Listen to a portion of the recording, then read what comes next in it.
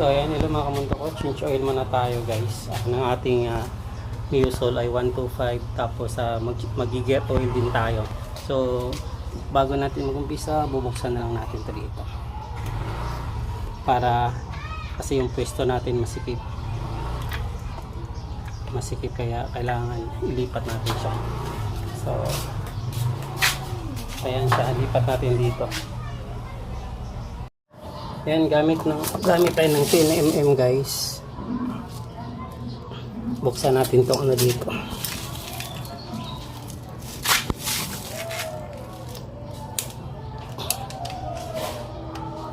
Para mag-change oil tayo ng ating gear. Okay pa siya.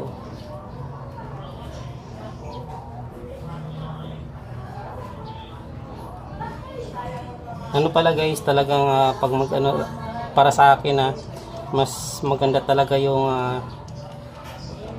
gear oil galing sa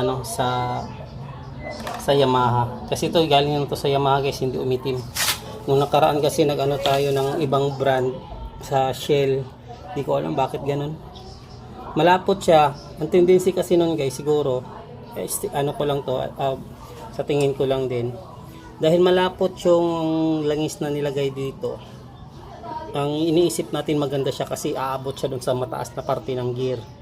Ang problema naman dun guys, pag may ribaba or yung mga chips na mga bubog na mga galing sa bakal, iaakyat din niya dun sa gearing. Kaya yung mga ribaba, madudurog yun, nagkukulay itim. Kung pansin niyo yung isang gear oil natin nung nakaraan, ayan, siya, kulay itim na to guys. Hindi kagaya nito na medyo brown lang siya, malinis pa. So, ayun, bumalik na ako dito sa sa Yamaha na gear oil. Ito galing sa Yamaha mismo. Tapos ito galing sa Shell mismo din, na gas station. So, nung nakaraan bumili tayo sa online kasi guys, parang peke yata talaga, yung sobrang pangit ng performance. Tapos yung Shell din yun na set. So, pangit ng performance, tapos tawag dito, umitim yung gear oil, tapos yung makina ng yung langis, parang ang kunat niyang patakbuhin, parang hindi siya bagong palit ng langis.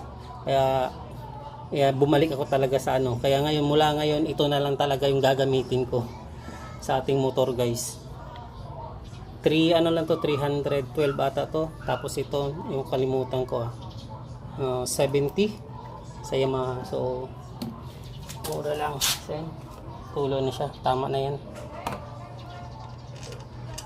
Balik na natin.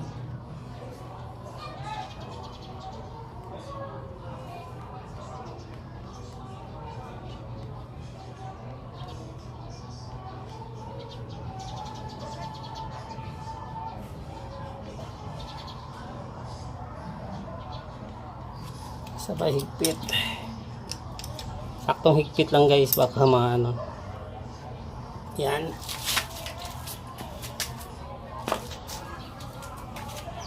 Tapos punasan natin siya guys,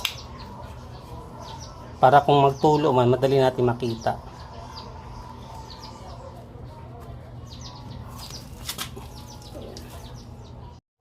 Tapos lagay na natin to, ubusin na natin to guys. 100 ml yung nakalagay.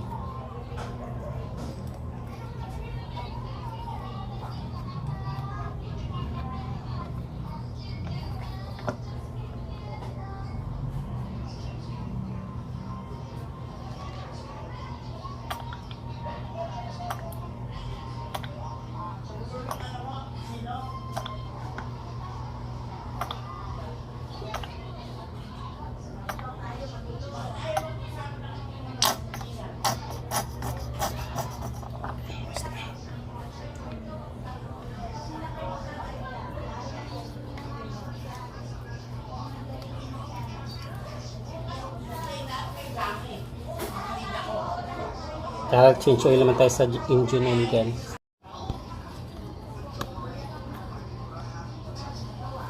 Tapos yan guys, para malibre natin to, ito kasi nakaharang. So, natin siya, luwagan natin to dito.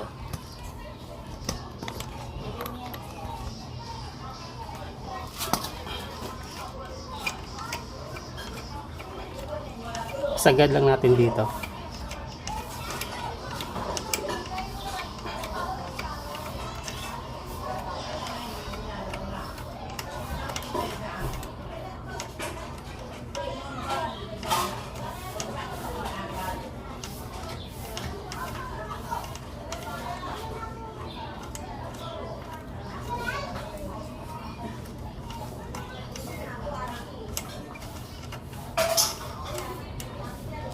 Ayan na.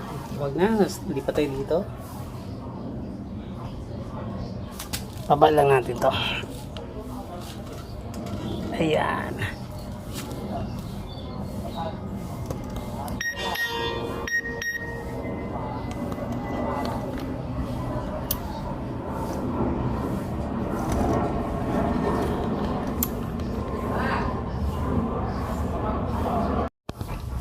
Ayan. 17 mm. Luwagan na natin ito, guys. Ayan. Pag maluwag na, ayan, nakuha. Tapos ayan guys, nung malambot na siya, kaya na siyang kamayin, tanggalin na natin sa pagka-center stand. Sa side stand natin siya.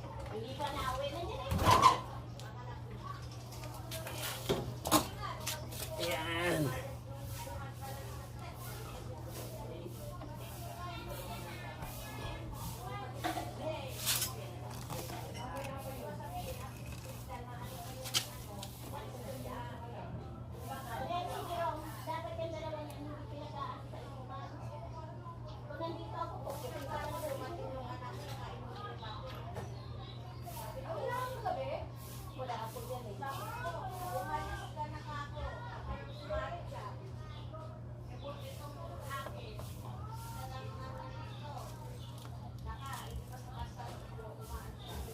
Ang itim na, oh.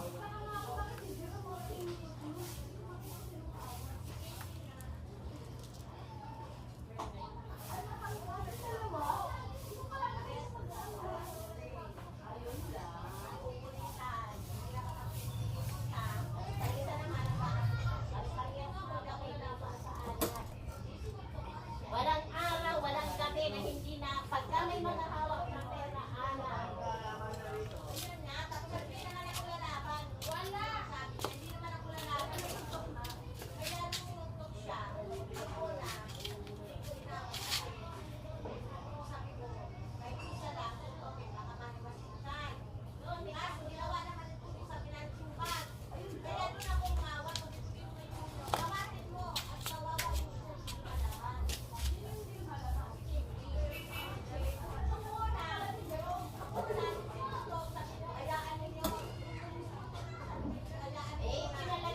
Ayan, hayaan na natin yan guys na tutulo siya ng matagal hanggang maubos. So ayan guys, tapos na natin siyang ipatulo. So tanggalin na natin to, baka masagi pa. Tapos center stand natin ulit.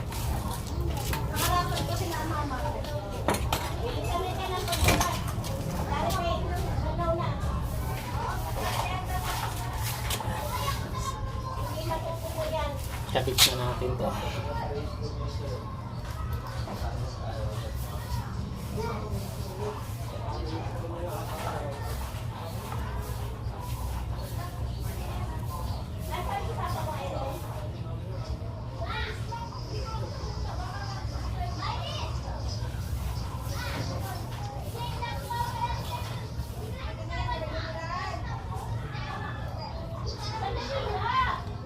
Tapos itong guys, kailangan basahin tong labi kasi para mag-slide yung goma. Ito, huwag nyong trap punasan ng maigi. Kailangan kasi nung itong rubber na to ng langis para mag-slide lang siya pag higpit natin.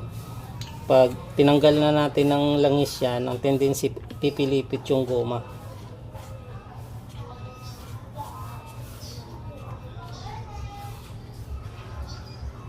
So ayan, konti.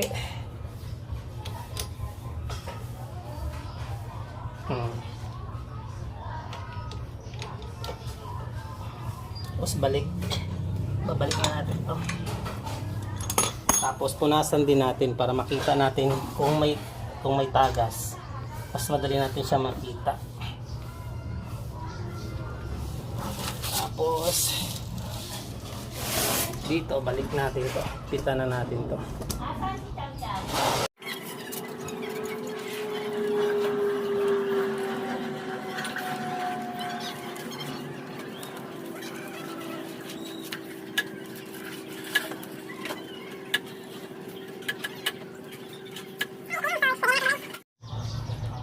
Yan.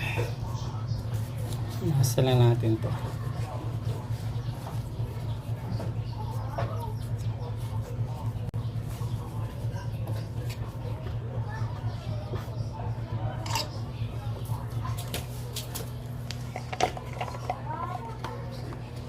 Natural na mabaho dyan, nag-stack la.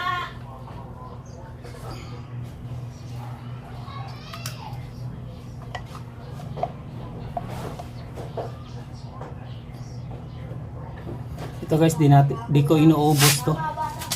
Dati kasi nililabel ko dito sa max eh. Ito yung maximum level niya guys.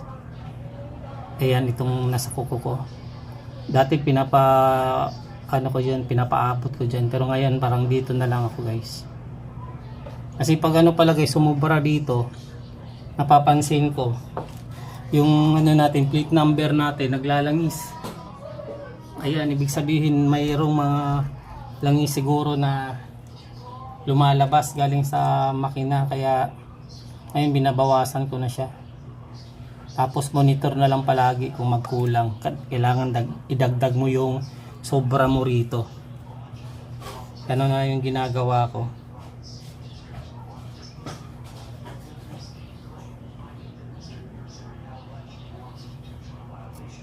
Tansyahin nyo lang, tirhan mo ng mga 800 to eh. Siguro mga 750 or 700 ml lang magtira ka ng 100.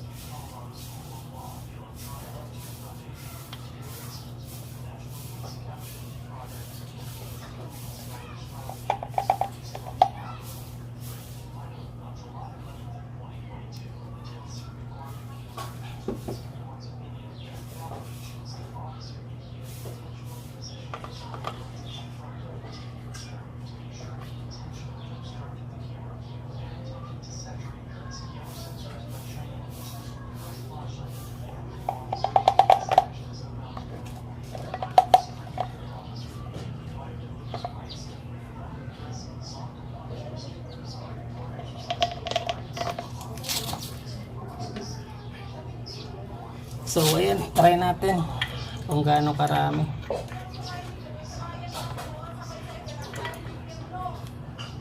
Ayan guys, dito siya banda sa sobrang gitna. Nagdagan ko na lang ng konti. Tapos sakto na to.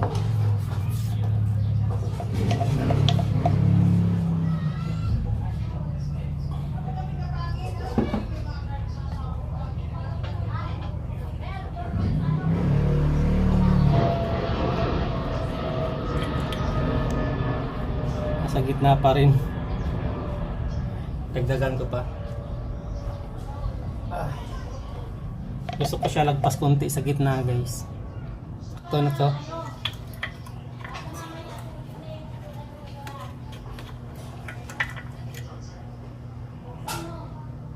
Ayan, nandito na banda.